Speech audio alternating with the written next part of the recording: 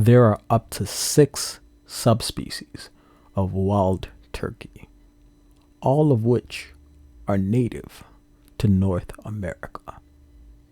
You can't really tell them apart so easily, so the only real way to find the difference to cooking them properly is by subscribing to One Plate Gourmet to get regular weekly content and the best ingredient recipes.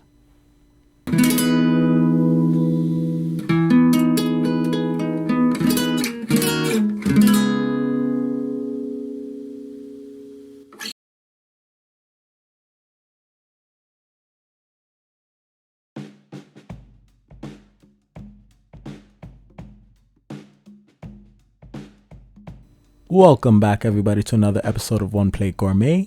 Today we'll be taking a look at how to make turkey as our main ingredient into a dish suitable for any palate.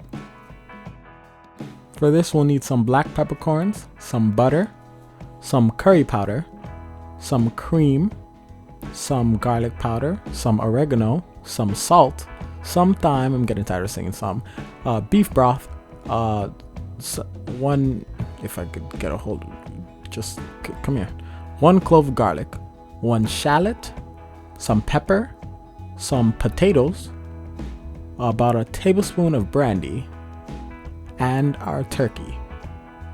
We're going to start with our 1 clove of garlic. We are going to just slice it longitudinally or horizontally, whichever way you're looking at the clove, and then we're going to mince it up. We're going to do the same thing with our shallot. We're going to make incisions on the side of it or on the top of it, and then we're going to cut it longitudinally or, on the side. And then we're going to further mince it up because we don't want these pieces to be too big. Place that in a bowl and set this aside. Next, take about a tablespoon of our black peppercorns and just add it to a pestle and mortar and just pound away. If you don't have this, you can use the back of your cup, the bottom of your cup, not the back, that would break it. Next, you want to bring a basin or at least a couple of cups of water to a boil with some salt and your potatoes. You want to heat this over high heat and cover it up for about 15 minutes.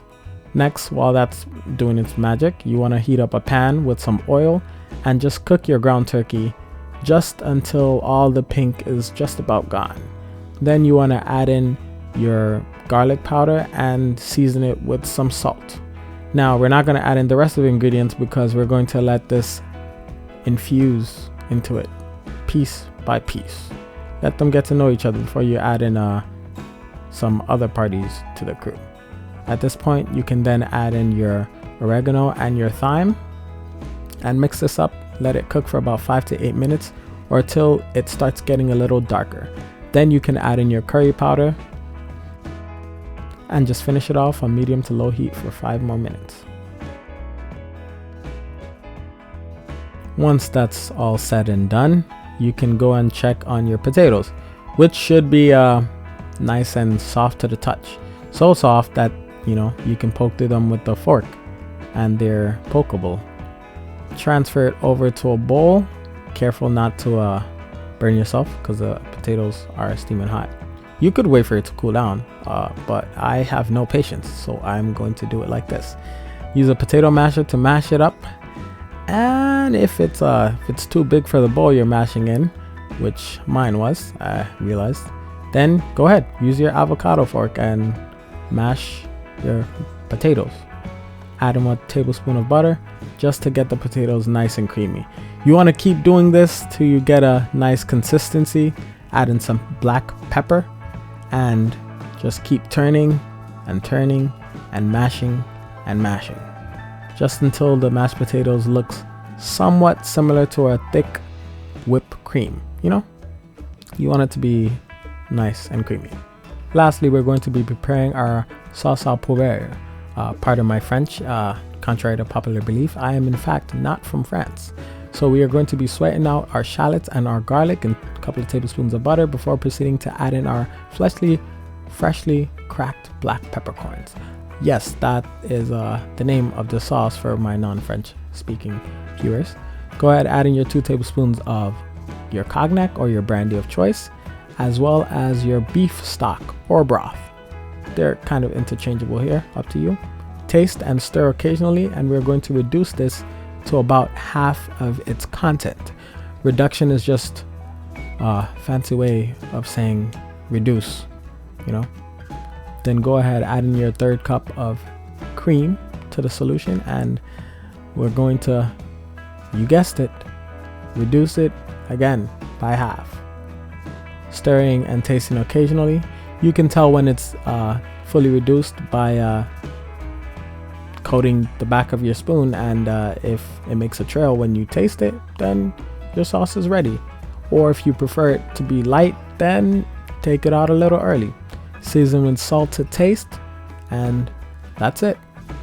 Now we can move on to the final and most appealing part of the cooking process, the plating. Because, you know, visual aesthetics is the most important thing when it comes to cooking. Not really, but you gotta see your food before you eat it, right?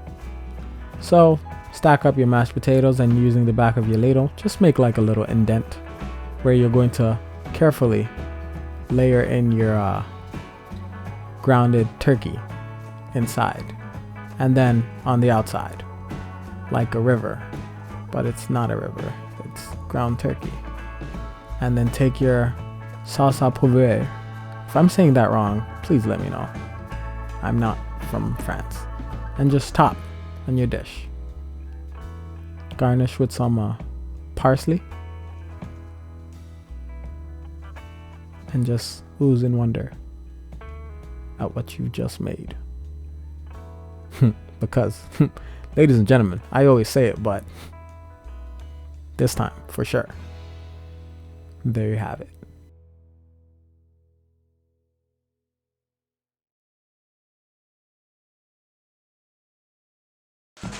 Like always, guys, don't forget to like, comment, and subscribe down below. If you'd like to see the trailer for this episode, click up here. If you want more, go ahead and click down there. Man, I really miss Charmin. This is hard.